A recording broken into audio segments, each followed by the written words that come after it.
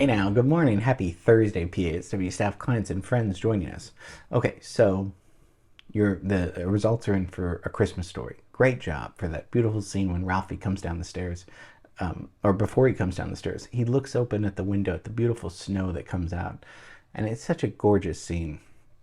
And we know that that was Freddie Gorfey and Benjamin Britten, two pieces of music, Celesta and harp. And you guys came up with something great. So we're going to see your results tomorrow for that. But today I kind of wanted to get back into a director and writer that changed cinema. And because we only talked about him once, but I want to revisit how important this guy was to not only me personally, but to movies that we love today. So today let's take a look at the great John Cassavetes. Good morning, PASW staff, clients, and friends joining us. Welcome to Wednesday's class. I hope you enjoyed Otis Redding yesterday. That was a lot of fun getting into his soul music and rhythm and blues and rock and roll, and just genius of a performer and songwriter and arranger. Today we're going to be doing something so different, and so this is going to be a tough class, but I mean, I know you guys can do it. I know we can get through this together, but in researching this class, this is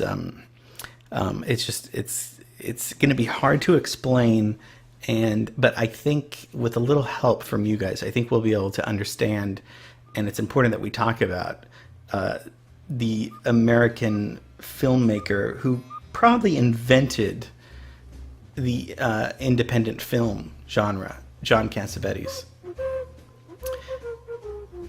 We know what independent film is, right? Indie films. I made a few indie films. We know that. So John Cassavetes accidentally, I want to say, invented the independent film in a way in the late 50s, in a way that nobody was doing, especially the movie studios. Nobody who wants to make an independent film, because independent film means no money to producers, right?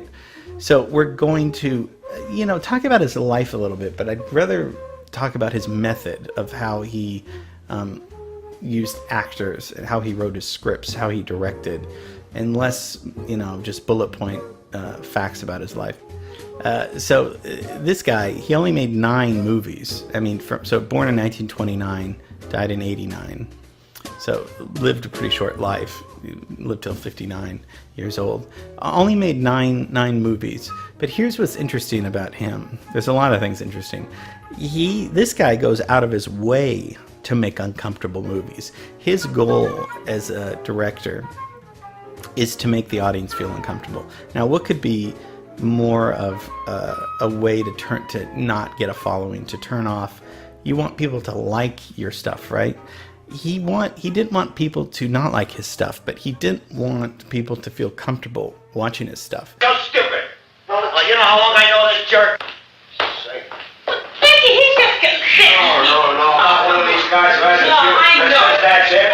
Oh, there it is. Come on out and the health of family responsibilities. And come on up, let's ball it up, old buddy. That's about it, we don't even know each other. I'm talking about somebody deep down. That's right, that's right. He's gonna cry. Do something. So the fact that he deliberately wanted to make people feel uncomfortable in his movies seems counterintuitive. Look, we'll have lunch tomorrow, okay?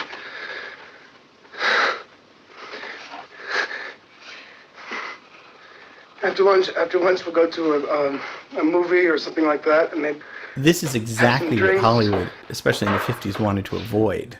Why would you ever want to do something like this?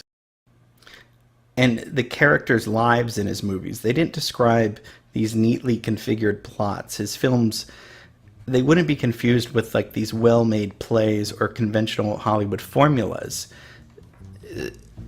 Many times his movies feel like you're overhearing dialogue, and we'll watch some scenes, but sometimes the scenes go on too long, so I don't want to confuse you, but I do want you to see the realness of it. So it's like overhearing dialogue. So again, all of these very anti-Hollywood things. And I don't think he hated Hollywood. He was just, in fact, he used Hollywood as a way to fund his movies. And we'll talk about that. He made a pretty good living in the 60s saving up money to make the movies he wanted to make. So he was relentless with his exploration and the power of the mystery of the human emotion. I mean, he literally would I mean, and the construction of the performance, and they weren't improvisations. He had a tightly written script, but he would allow the actors to he would sometimes rewrite the script after rehearsals, and several rehearsals. And his films kind of became kind of the cinema verite, which is truthful cinema, which we have today. But of course that term wasn't back when he was around. So let's just talk a little bit about his life, and we'll get into John Cassavetes. So born in Long Island, New York, and he's Greek. And he starts going to these acting workshops in New York, and he meets his wife, who is a huge part of his work, his life's work, Jenna Rollins. Jenna Rollins, to me, is personally my favorite actor of all time. I think that she's the most underrated, and I think Meryl Streep is fine, but Jenna Rollins is the real deal to me. I'm not ready to play grandmothers yet. You know, you're very clever. If I'm good at this part, my career is severely limited. Limited to what? Once you're convincing in a part, the audience accepts you as that. As what? As old, that's what, old. Are you gonna quit? No.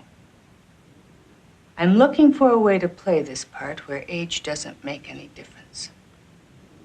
Age isn't interesting. Age is depressing. Age is dull. Age doesn't have anything to do with anything. Listen, Sarah, I don't have a husband. I don't have a family. This is it for me. I mean, I get my kicks out of acting. If I can reach a woman sitting in the audience who thinks that nobody understands anything and my character goes through everything that she's going through, well, I feel like I've done a good job. She was the lead in most of his films, and his wife, obviously. So the way Cassavetes would do it, so he would star in roles in the 60s to make money. He was Johnny Staccato. He was and he was in Rosemary's Baby. He did, B-roll movies. All of this was so he could fund his own films. And by that I mean he would literally shoot in his home. They would shoot on weekends when they couldn't get the equipment. He would grab a light over there. He would literally hold the camera himself. And a lot of his techniques were extreme close-ups or, long shots, stuff that Hollywood had no interest in doing. He mortgaged his house several times in order to create his projects. I'll race you to the corner. Walking, no run. For how much? Dime. A dime, you're on. You ready? Yeah. Get set. Get set, go!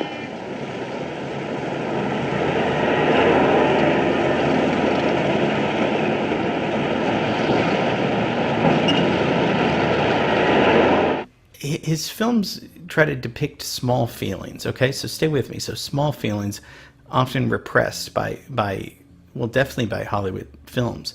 So there was this emphasis placed on this intimate character and the examination rather than the plot and the of what's going on and what's the story about. That's kind of irrelevant. It's more about these feelings that these characters have and how they develop, and not develop in a way that's always pleasant, how they change. And when he was in New York and he had his acting workshop, he created an alternative to the method acting that was so prominent with Brando and James Dean. He wanted something different, so he created, instead of having the characters having a backstory or these narrative requirements that would serve as a basis for the performance, he thought that acting should really be an expression of creative joy and exuberance and spontaneity. So story and technique were secondary to good characters, the strong relationships and strong performances who could find a truth, and that would make Cassavetes' creations come alive, Bernie, what are we talking All right, about Bernie, here? all right. Listen to me. Half the audience loved the play. The other half hated it.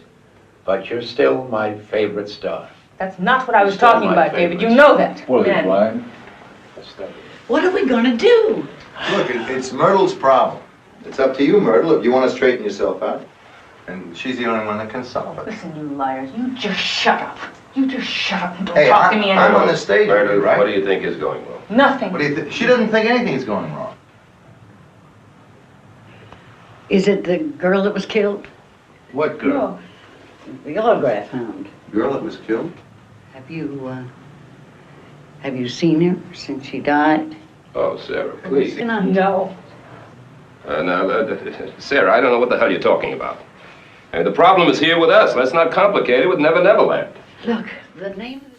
So as you can see from some of these examples, it's okay if you're confused because these movies are long and they're wonderful and they're hard to take in.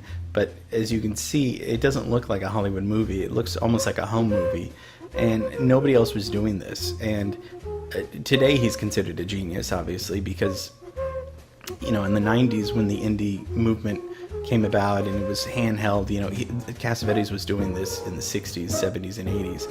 He was doing this. He was saying that there's no excuse not to make the movie. You got a camera, you got a light. I got friends who were great actors. I got Seymour Cassel, I got Peter Falk, I got Ben Gazzara. Those guys are my buddies. They'll come over. I have this script. We're going to act out this scene. We're going to shoot it. We'll take a break. My wife's going to make a big pasta dinner. We're going to eat.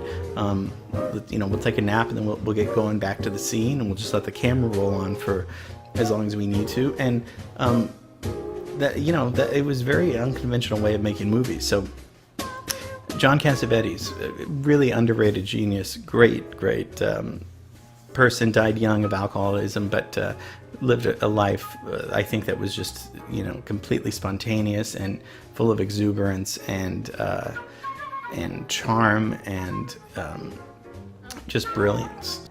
So let's talk more about Cassavetes when we get back to the studio and his acting techniques and his approaches, because I would like to find out what you think about this too. So truthful cinema, right? So that was just a small commentary on a director and an artist and a writer and an actor who really changed cinema from the 60s into the 80s. It was truthful. It was just beyond regular storytelling. Raw human emotions, right? Naked, raw human emotions that were very much human. The human existence, how you relate to yourself, how you relate to others, and cinema verite style, that realistic style. These things are done a lot today. A lot of this goes back to Cassavetes, his acting style, and how he worked with his friends and how they came up with new ideas, and their character creation. And this is what you do with Diana, David, and Steve. The character creation, rather than having a backstory or a narrative, he would say that acting is an expression of creative joy and exuberance, right? So it's the actor's job to portray that, and that's what you guys study at acting. But it's something that I think, even though this is a music class, that we should talk about great directors and writers and actors. It's all under the umbrella of arts. But I did want you to know about John Cassavetes because he changed history. He changed art. Okay, so hope you enjoyed that. Tomorrow we see your film scoring results. So have a great rest of the day and see you tomorrow. Okay, bye.